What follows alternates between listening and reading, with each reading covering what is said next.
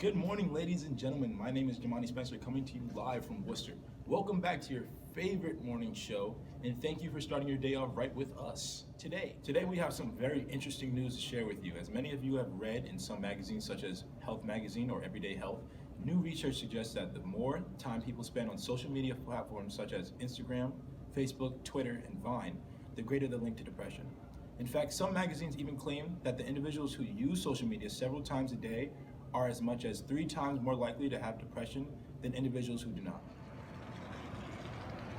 And now it's time for the news quiz of the week. Earlier this week, we interviewed students of Worcester Polytechnic Institute on whether or not they think social media is linked to depression. Let's find out what the students think. How often do you use social media? I use it all the time. Its effect on mental health, I think when you're always seeing celebrities and stuff on social media and ways that you should be or you should look, I think it affects your mental health and probably self-esteem.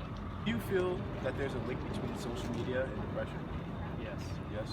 Okay. Do you feel that there's a link between social media and depression? I think it depends how much time you spend on social media, because if you spend a lot of time, you'll let things affect you.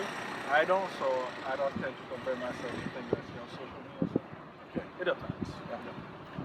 Do you feel that there's a link between social media and depression? To some extent, yes, there is a link. That depends on the type of person that you are. If social media is what you live through, and a great impact on your social media might, severely affect your life, then yes, to some extent, definitely.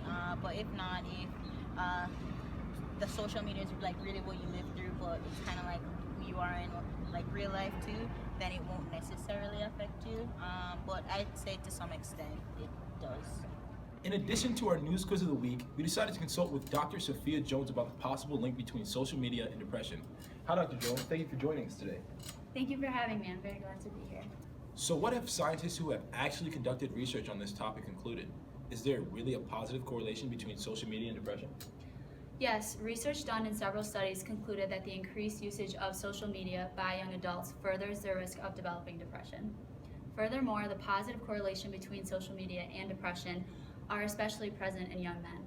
In addition, other different studies have been conducted, some testing the association between social media and depression in high schoolers, while other studies explore the role of Instagram and its relationship to depression. The increased risk we are talking about here refers to a longitudinal study that resulted in 308 out of 4,142 participants, so roughly 7%, showing symptoms consistent with depression.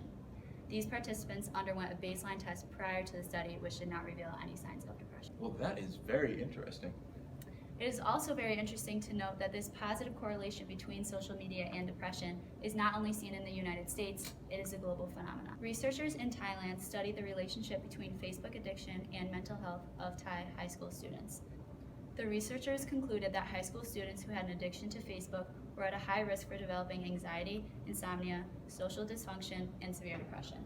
Why don't you tell us about the research conducted on Instagram? Of course. The researchers concluded that greater Instagram usage was positively correlated with a greater number of depressive symptoms, meaning that excessive usage of any social media platform may lead to a higher probability of having depression.